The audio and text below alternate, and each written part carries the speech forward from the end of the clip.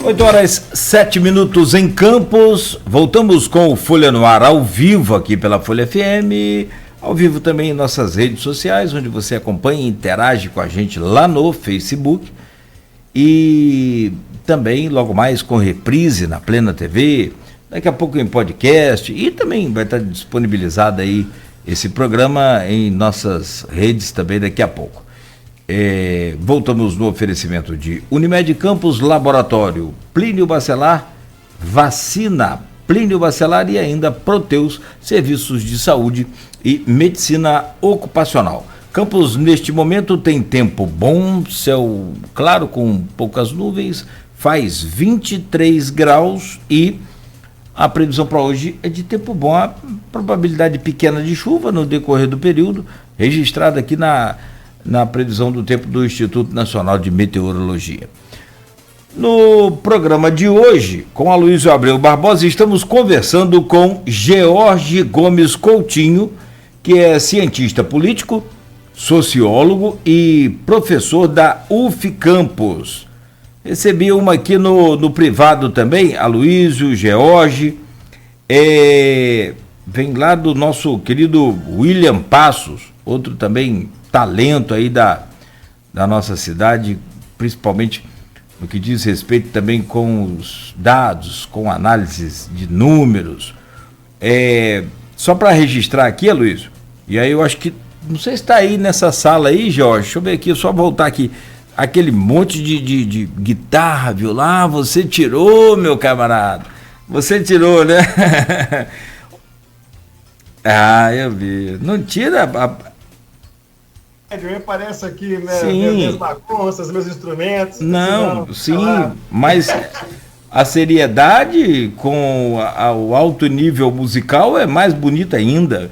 Manda o meu abraço aí pro George Coutinho, assistirei na íntegra o programa mais tarde e, quebrando a pauta do programa, meu pedido é para um solo de blues ou jazz. Acho que o Aloysio, na condição de já um sem número de vezes que esteve aqui, para nossa alegria, acho que hoje ele tem que fazer como o Nélio Artiles também, dar uma palhinha pra gente aqui ao final do programa, não? Sim, Jorge... É mais difícil? O trabalho que Jorge faz como músico, acho que só acrescenta ao intelectual, ao homem, né? Sim. Você manter aberta a via artística... É fantástico, é fantástico. Sem dúvida, sem dúvida. Eu acho que uma coisa acaba inspirando a outra, porque você viver a vida sem a sensibilidade que a arte abre, né, para a multiplicidade, para as texturas da vida. Nietzsche dizia que a vida talvez não valesse tanto a pena sem a arte, né? Então, quer dizer, sem dúvida. Não tem cor. Fica aquele negócio... Eu vou tirar o violão do case aqui. Vai lá. No final do programa vai pra linha. Escolhe se de jazz ou blues, como pediu o William. Vou o bluesinho, porque eu não sou o Haddad, jazz. Da próxima vez, pede pro William chamar o ministro da Fazenda para cuidar desse jazz. Pode ter essas... Você tocar um solo de tenor lá, George Benson, pô? Que isso, rapaz? Eu tenho que reencarnar, brother. Rapaz, ele levou o nível agora ao máximo, hein? Eu tenho muitos Georges Charás que são extremamente talentosos, mas eu sou aqui o George Coutinho. Isso é como pedir pra você, Nogueira, correr com um desses quenianos campeões de... Pô! Os bichos canelas... Pra que eu nade com o Michael Phelps, tem que ter um limite, né? Não vai ficar. Tem um limite. Mas vamos lá. Jorge, rápido e rasteiro para abrir esse bloco. Eu não te pedi, te peço agora, para fazer a transição dos dois blocos, nota de 0 a 10, Lula 3, nota de 0 a 10, governo Cláudio Castro, nota de 0 a 10, governo Vladimir Garotinho. Por quê? Vamos lá. Então, primeiro Lula. Isso. Primeiro Lula, eu vou aí 7,5 para 8, né? Mais ou menos aí. Governo Cláudio Castro, cara, o governo Cláudio Castro é uma ainda, de alguma maneira, um, um enigma, né? Um enigma em uma série de aspectos, né? Talvez aí daria, neste momento, 6,5 por causa dos escândalos, né? O governo Vladimir,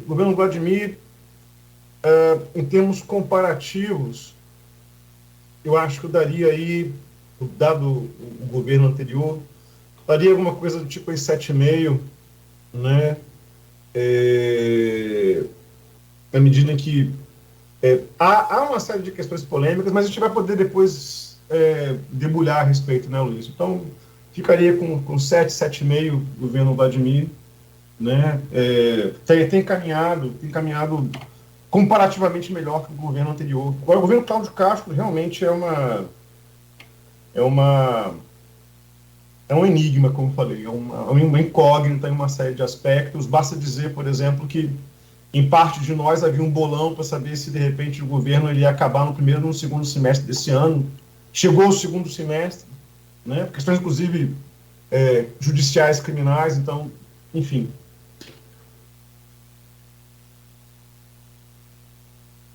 Nogueira?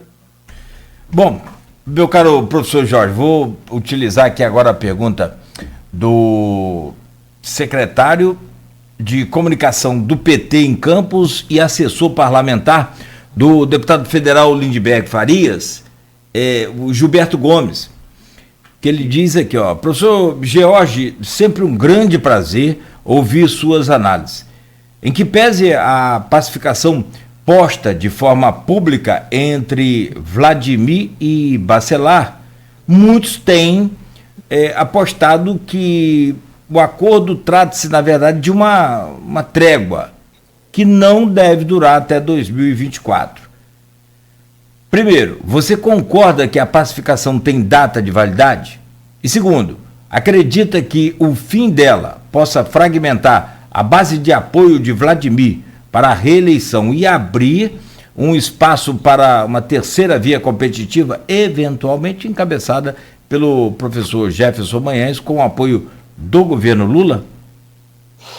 Bom, primeiro agradecer a pergunta do Gilberto, mandar um abraço a ele e em consequência também ao deputado Lindbergh, né, a quem de alguma maneira ele representa aqui.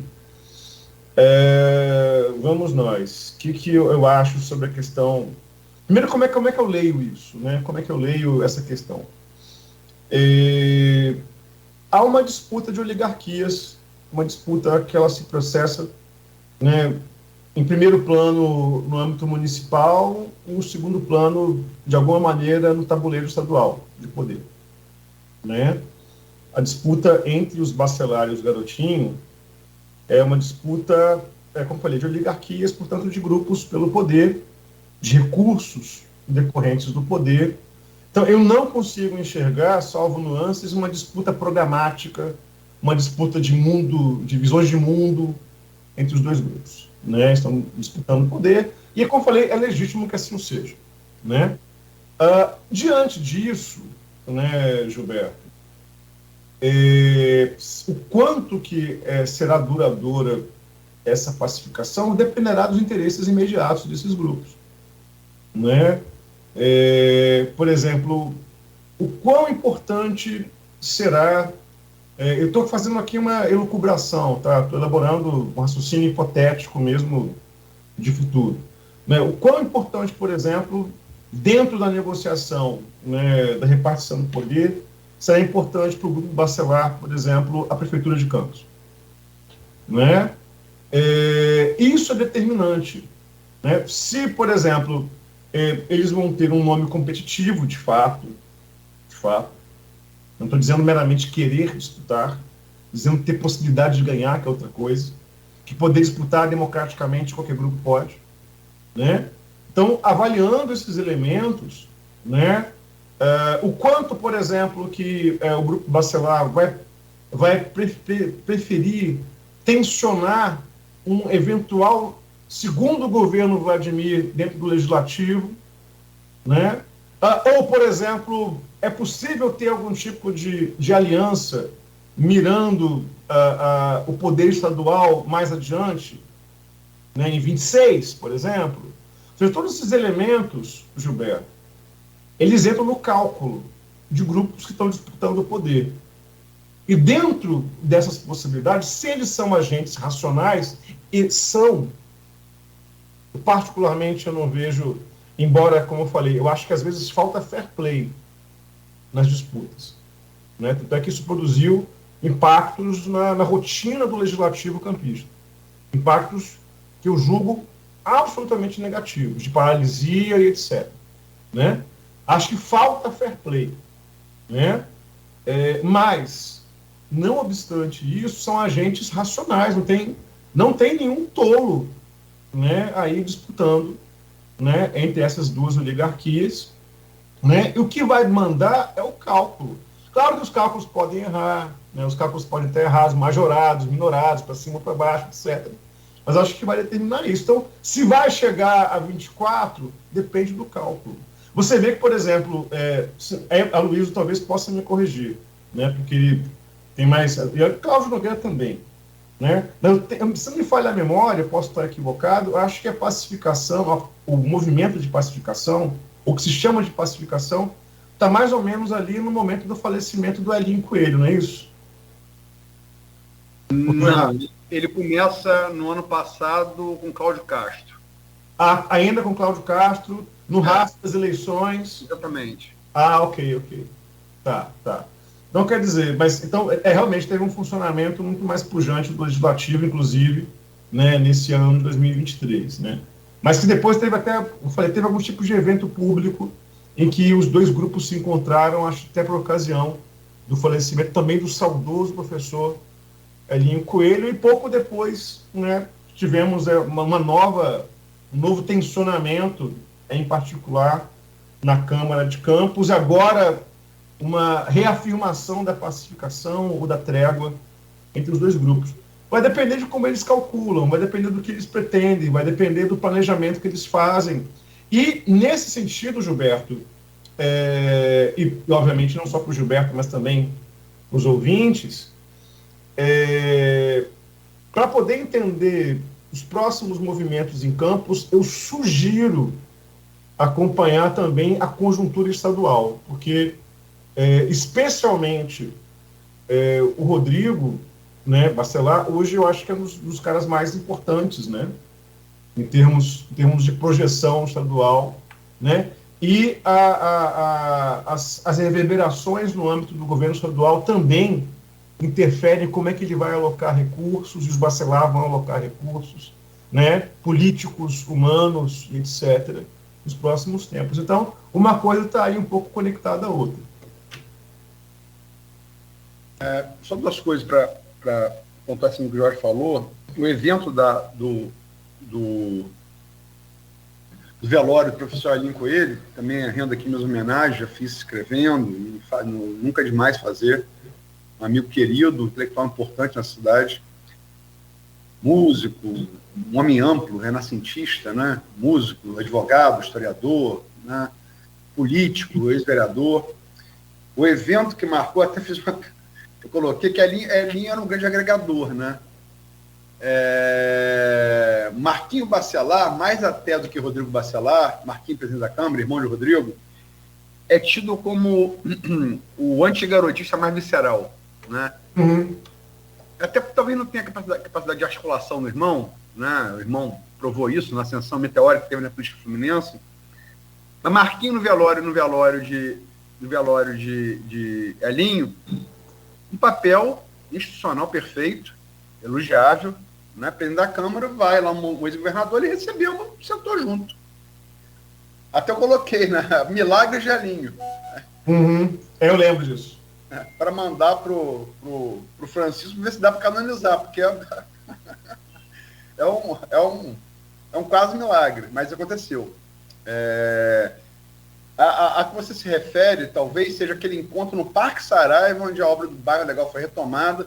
Não vou lembrar um mês, mas estamos falando do primeiro semestre, mais ou menos do ano passado, em que houve ali uma distensão, o enfrentamento nos apucos dos dois grupos políticos. Rodrigo sai do palanque, soltando cobras e lagartos, e depois a coisa se ajeita. Em relação à eleição de Marquinhos para presidente do Legislativo, é o temor de Vladimir de tomar impeachment, por exemplo, por conta disso, né?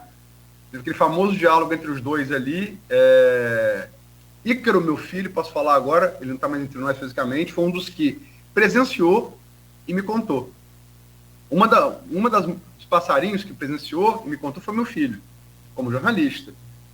O diálogo entre Vladimir e Cláudio Castro, na abertura de safra da usina Coagro, o vice-prefeito Frederico Paes, foi muito tenso. Vladimir com muito receio de ser impeachmentado.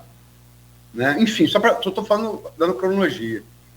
Tem aqui uma pergunta do Edmundo, e só para lembrar, em relação aos Bacelar, é bom a gente lembrar o primeiro turno, a votação do primeiro turno de 2020, né? Vamos relembrar. Vladimir Garotinho, 42,94%. Votos válidos, né? Caio Viana, 27,71%.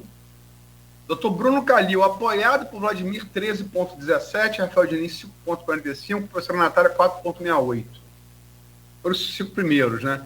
Há que se ressaltar que se você somar o quarto e o quinto, Rafael mesmo com a máquina, com um desgaste grande do seu governo, com a revelação que foi a Natália, ainda assim fica 1/3 distante da votação de Bruno Calil, que ter uma eleição segura vereador, talvez. Isso entrou para o prefeito porque o Rodrigo Bacelar com a máquina alavanca no canto. E se não fosse isso, Vladimir matematicamente ganhou o primeiro turno. Né? Se não for. Você tem que ter um terceiro. Daí pergunta de Gilberto, tem que ter um terceiro para fazer o segundo turno, senão a coisa não vai. Agora, a pergunta do Edmundo para você, Jorge. Edmundo Siqueira, blogueiro do Folha 1, servidor federal, jornalista. Jorge, o ex-governador Garotinho venceu as primeiras eleições em Campos com o slogan Muda Campos, denunciando a decadência das usinas e utilizando o exemplo da demolição do antigo Trianon como um dos emblemas. O denuncismo sempre foi uma marca de Garotinho. Teve uma carreira meteórica quase chegando à presidência da República, né? 2002. Mas, principalmente depois da Lava Jato, esse estilo de fazer política através da denúncia constante de adversários, como o Garotinho parece querer retomar em relação ao Bacelar, está desgastado, cabe à justiça ou à política esse controle? Olha, bom, primeiro abraço ao Edmundo, né? Uma questão super interessante. O que eu acho é que a questão da denúncia ela sempre foi uma arma política e vai continuar sendo, né? E sim, eu acompanhei, né, alguns pronunciamentos públicos, né, do ex-governador Garotinho, né, no Instagram dele, né, dei uma olhada, né, em alguns pontos. E como eu falei, é uma arma que a questão, eu acho que a classe política vai continuar fazendo isso, né, mas dependendo do ator, Edmundo. Por exemplo, você nota que Garotinho, nesse momento, ele não ocupa nenhum cargo, né? Então, quer dizer, ele fica um pouco mais livre a poder fazer esse jogo mais duro. É um jogo duro, né? Ou seja, em tese, né, denúncias de maus feitos, né, denúncias factuais ou presumidas, elas deveriam ser, hipoteticamente, de interesse da justiça, para que sejam investigadas, direito à ampla defesa, né, então apurados os fatos e, se for o caso, né, atribuir, né, pena, né, a quem seja culpado, etc. Então, o que eu acho, nesses tempos pós-Lava Jato, inclusive, né, que a Lava Jato também é um demarcador, né, sobre como nós, enquanto cultura política, lidamos com as denúncias, né, e etc., e as consequências disso. Eu acho que o denuncismo ele prossegue, mas, porém, ele vai ser usado muito seletivamente, de verdade, nos próximos tempos, por conta das consequências. Porque eu acho que é uma coisa interessante que ainda não foi suficientemente discutida entre nós, né, enquanto opinião pública, é que a quem interessa a terra arrasada? Né? Ou seja, sem dúvida alguma nos interessa a apuração dos fatos, o uso eficiente, eficaz, né, de recursos públicos, a transparência, e essas são medidas de Estado, né? Inclusive que eu acho que todas as pessoas que se dignam de republicanos e republicanas defendem.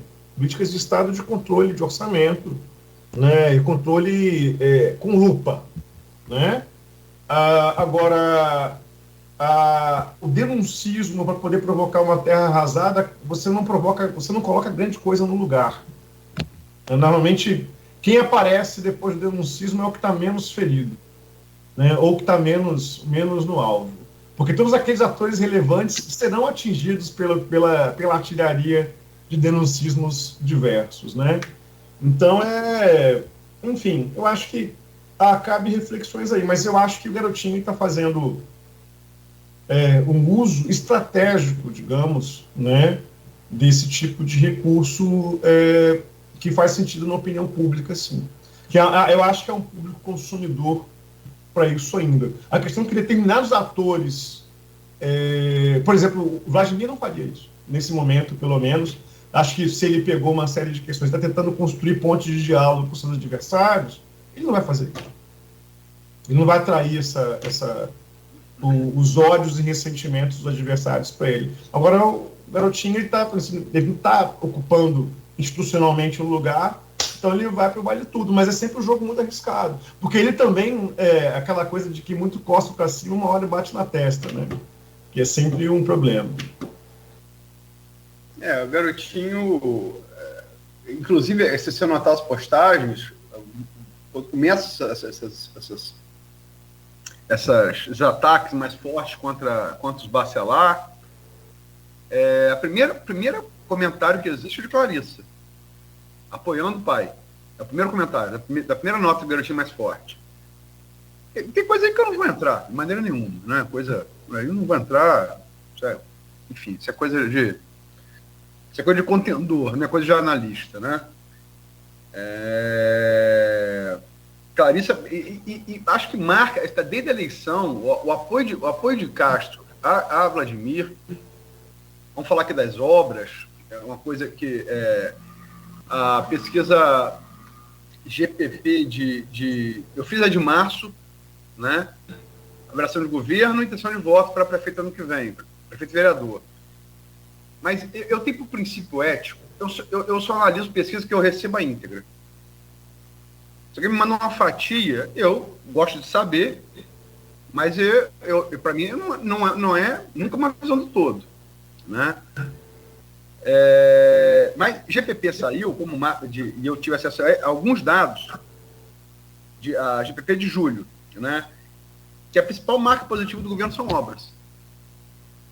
Essas obras são todas, a maioria do governo do Estado, que o Vladimir está conseguindo oferir o lucro político com elas, todas elas são ligadas a Vladimir, né? Aparece como sua principal marca, e realmente é verdade, Campos hoje é um canteiro de obras, né? Vai para a periferia, Parque Saraiva, você vai para o centro-cidade, Formosa, Pelinca, é obra para tudo quanto é lugar. Gerando queixos inevitáveis de intervenções, né? Poder ser feito de madrugada, à noite, ser feito durante o dia, enfim. Isso se deve a esse acordo de pacificação entre Vladimir e Rodrigo, né? Costurado. E Vladimir Jorge está absolutamente certo, ele nisso se difere completamente do pai e da irmã, né? A deputada Clarissa foi muito bem votada para o Senado da República, embora não tenha conseguido se eleger, ela era deputada. Mas claramente, Garotinho surge meio que o tipo bode na sala, né? Que eu tiro eu boto para depois tirar.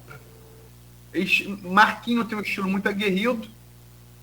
Rodrigo também, embora esteja com outros interesses, mas Marquinho também bate forte. E Rodrigo, acho que no meu entender, Garotinho é um anteparo para Marquinho, né? Os dois batem muito, muito pesado, muito forte. Mas analisando essas coisas das pesquisas, e aí já a gente fez essa passagem aí da diferença de estilo entre o Vladimir, né, que é mais contemporizador, com o pai e a irmã, que são mais, né, veementes. Vladimir, o único dado que foi publicado, assim, essa fatia, eu vou dizer aqui, o J3, eu tive acesso antes. O J3 teve acesso a dar o crédito, antigo terceira via, tem que dar o crédito, é um co-irmão, né, só divulgou uma fatia, e não teve acesso ainda, tanto que não divulgou. Mas uma vez que foi divulgado, só para uma referência, Jorge, 2.000 eleitores, estavam ouvidos na primeira quinzena de julho, campistas, Vladimir, intenção de voto a prefeito. 55%, Caio 8%, Marquinhos Bacelar 3%, Thiago Rangel 2,8%, Jefferson do IFE, saiu como Jefferson do IFE no disco, né? Estimulado 1,3%, Sérgio Mendes 0,5%, indecisos 25%, Carla Machado 4%, CVC da direita Campos 2%. A GPP de março também indica a possibilidade de vitória de Vladimir no primeiro turno. E uma Iguape feita pelo grupo de Bacelar, a que eu tive acesso aos resultados, alguns resultados, o grupo Bacelar fez, ficou tão bom para o Vladimir que eles quiseram divulgar. O resultado está aí. Também aponta a vitória de Vladimir no primeiro turno. Estamos a 15 meses da eleição. 15 meses. É muito tempo. Saudoso Marco Conservador Marco Maciel. Tudo pode acontecer, inclusive nada. Uhum. Jorge, como é que você vê esses números? Como é que você projeta, a partir deles, da sua percepção, enquanto cidadão, enquanto cientista político, as eleições da prefeito e vereador no ano que vem em Campos? Olha, estamos ainda, né? A gente está mais ou menos há um ano da campanha, né, oficial, né? Mais ou menos agora, em agosto, contando um ano para a campanha oficial.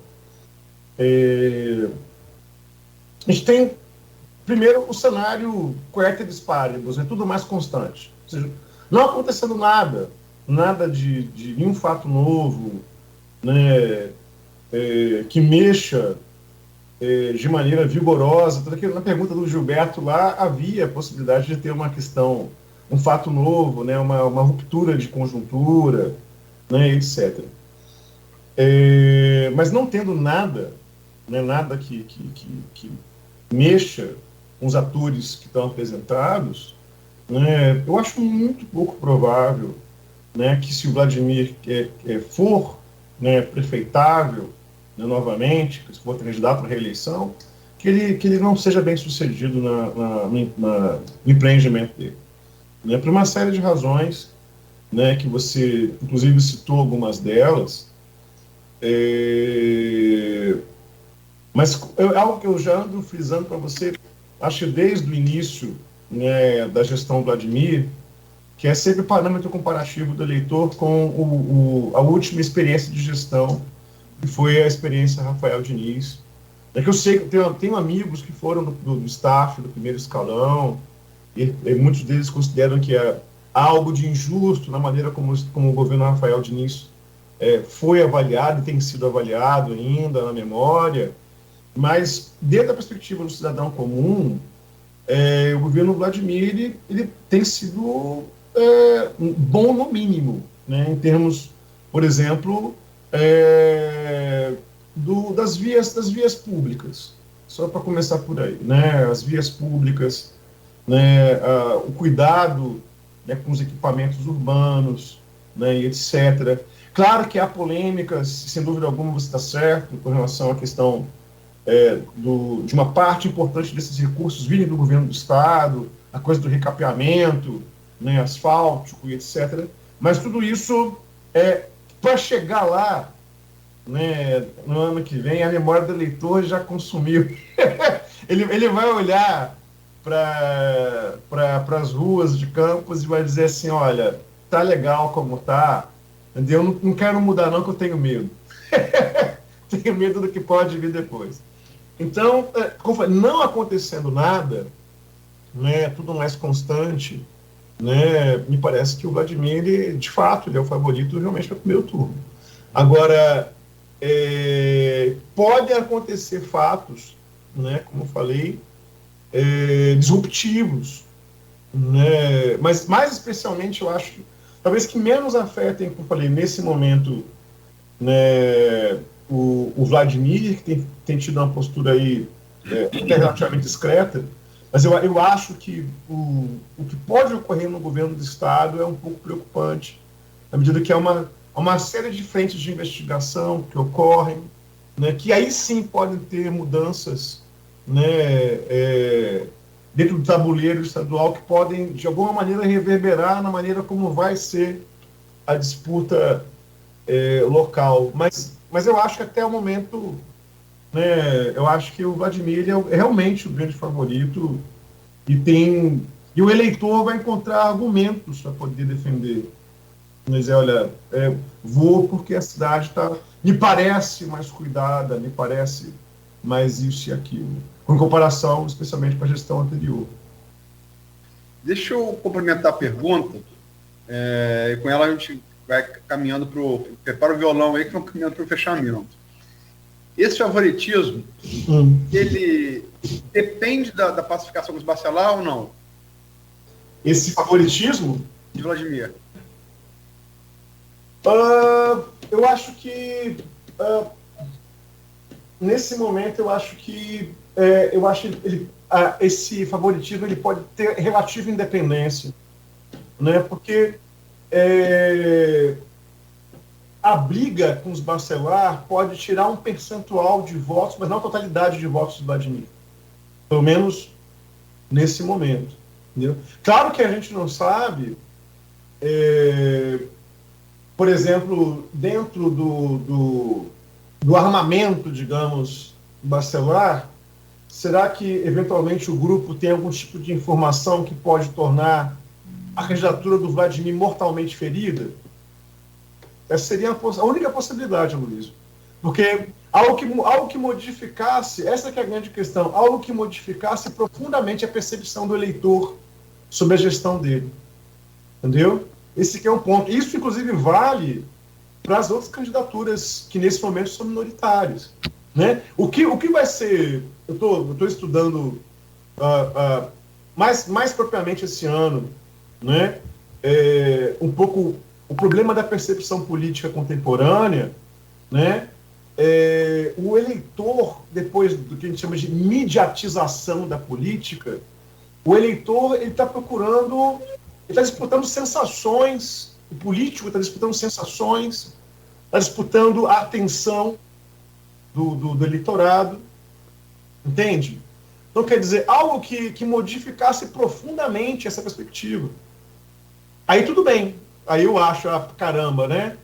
No caso de uma briga de oligarquias aí, algo que venha a ferir mortalmente a campanha de Vladimir, né? Pode ser que produza esse resultado. Mas mesmo assim, uma briga, né, uma briga muito pesada entre ambos pode se traduzir, eu acho que em prejuízos políticos para ambos. O que aconteceu, por exemplo, na Câmara de Vereadores não foi brincadeira. E sim, foi muito pesado mesmo. Né?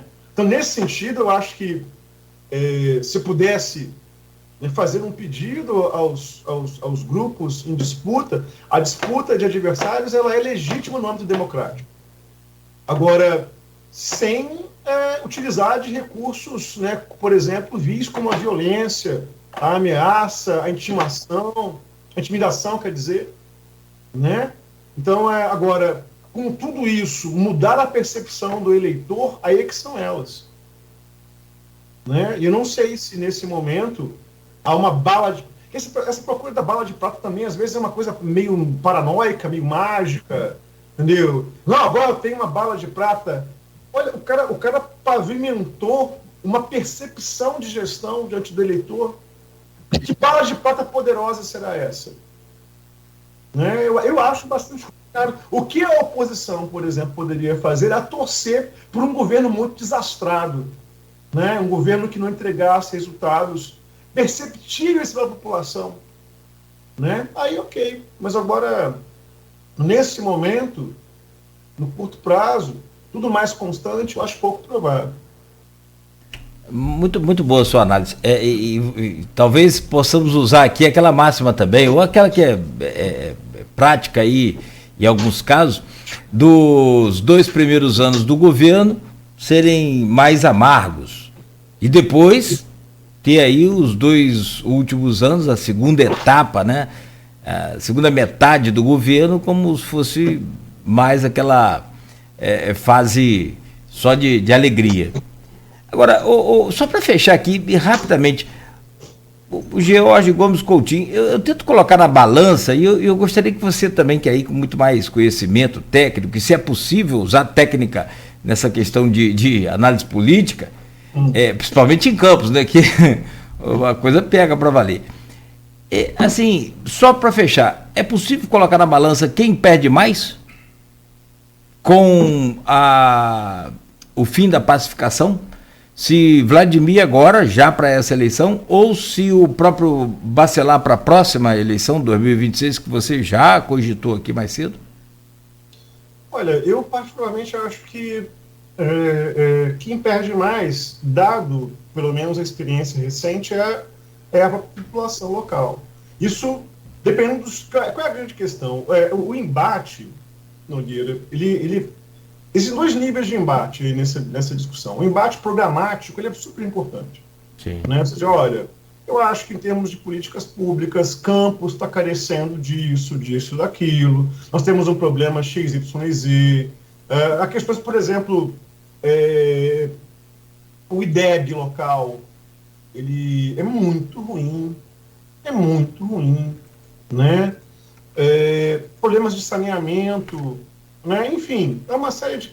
questão de transporte público em Campos, né? As periferias não têm acesso, não têm ir e vir garantido constitucionalmente nessa cidade. Bom. Santa Rosa, por exemplo, Parque Aeroporto, né? Ou seja, aí nós temos uma discussão programática que eu acho que é bastante relevante, né? Ou seja, olha, falta política pública, nós podemos seguir por tal caminho. Agora, essa é uma discussão que ela por isso a liberdade de expressão, né? Você tem uma diversidade de opiniões, de apontamentos, de questões relevantes, né? Que pode depois traduzir em políticas públicas que vão melhorar a vida da população. Isso é uma questão. Outra coisa é o ataque pessoal, é o achaque, é o argumento ad hominem, né? Esse tipo de disputa, quem perde somos todos nós que moramos na cidade, inclusive. Né? Você vê 2 oligarquias poderosas, importantes, fazendo uma discussão ad hominem, quem perde sou eu, você, o cara que anda na rua, o cara que pega ônibus.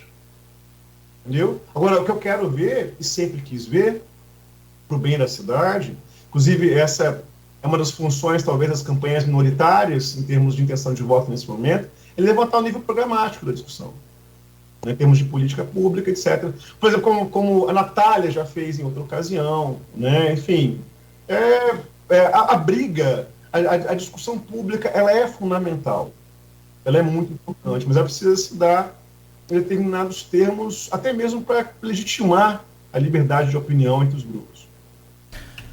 Muito bem, são 8h45, então, para a gente já fechar, meu caro George, e a pedido lá de um dos nossos parceiros aqui, grande parceiro, grande colaborador também, com informação, com dados, analista de dados que estatístico que do IBGE, nosso William Passos, meu companheiro aí de feijoada e de jornadas também.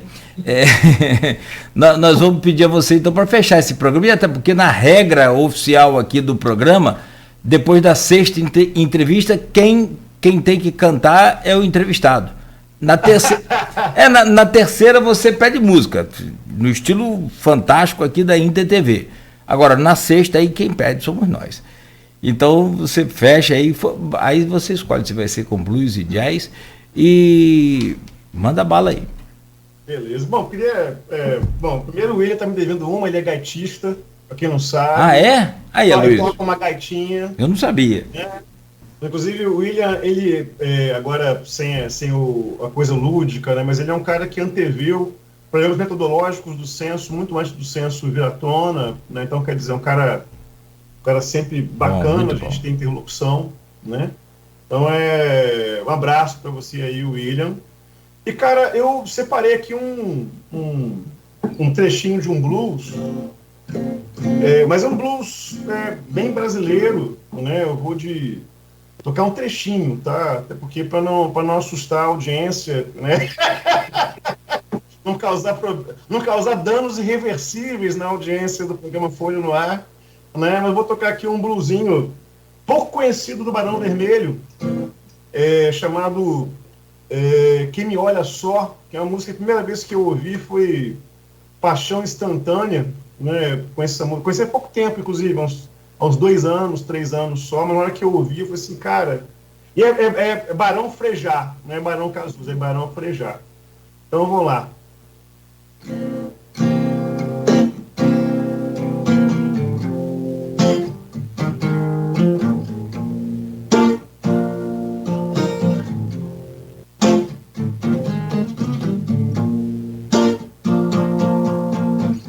Já reguei quase todas as plantas, já chorei sobre todo o jardim. Elas gostam da chuva que molha, elas pensam que o sol é ruim. Quando o sol nos meus olhos brilhava, por amar minha flor tanto assim, fui feliz sem saber que secava a rosa, trazia o seu fim. Hoje sente dó quem me olha só, entre flores, folhas e capim. Elas gostam da chuva que molha, se alimentam do mal que há em mim. Elas gostam da chuva que molha, se alimentam do mal que há em mim.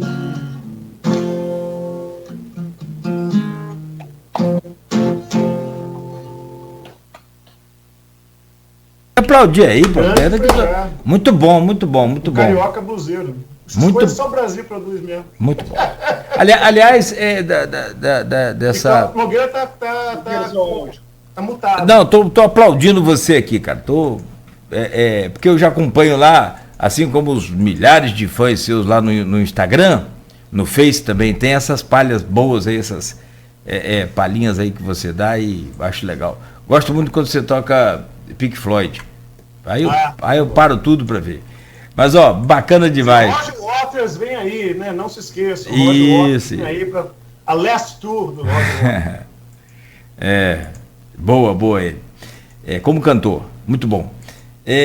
Meu caro George, então eu te agradeço hoje em especial pela entrevista, aquilo que a gente falou mais cedo, essa luz da sabedoria, colocando aí informação para a gente trocar ideia, para a gente montar um conteúdo e ter uma opinião e ter uma ideia real do que é a nossa política, do que é o nosso dia a dia mesmo, no contexto aí do gabarito de cada opção que a gente tem para votar, e que é isso que a gente muito precisa, parar para pensar, para escolher, né? Votar, essa coisa assim de votar, o brasileiro parece que não se preocupa muito, depois cobra muito.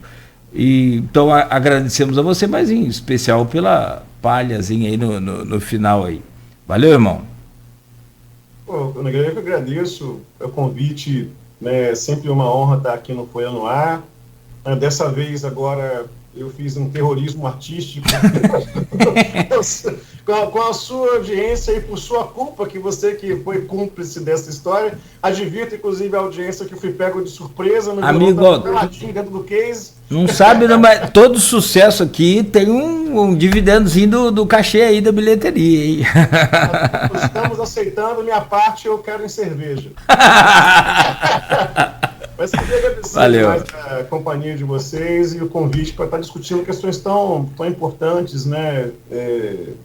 Que acho que se a gente pode, da universidade pública, fazer algum tipo de contribuição, uma destas trazer à tona aquilo que a gente está pensando, convagar, né, nas pesquisas, nas salas de aula, né, para o grande público. Então é sempre um prazer e agradeço pelo convite. Acho que, só para fechar, Luiz, vamos pensar com calma aí, mas assim, bem bacana, para a gente fazer um Folha no Ar com esses talentos que nós temos aqui, George, agora o William, que é gaitista também, esse pessoal que tem, né, talento além do conhecimento, da prática, daquilo que faz na profissão, e a gente fazer uma edição aqui do Folha no Ar especial com essas pessoas. Vai ser bacana, hein? O William Passos está me devendo, hein? O lado B, né? O lado B do profissional. Vai ser legal. Aloysio, obrigado por hoje também. Valeu. Obrigado a você, Nogueira. Obrigado, Jorge. A entrevista, acho que foi muito didática. Passeamos vários planos, né, do Botafogo, a política nacional, a política... Tá muito, você tem razão na sua análise, está muito linkado. Falamos isso antes da entrevista, né? Eu acompanho, acho que talvez nem nos governos Garotinho Rosinha a política Goitacá estivesse tão linkada ao estadual como está hoje. Né? Realmente está muito linkada.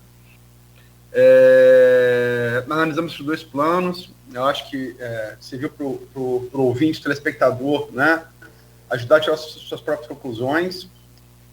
E esse talento aí de Jorge, que eu já conhecia, agora o William foi uma novidade, o William não sabia. O William tá aí, vai bisar aqui no Hélio Artiles, né, infectologista, que tocou gaita aqui também, né?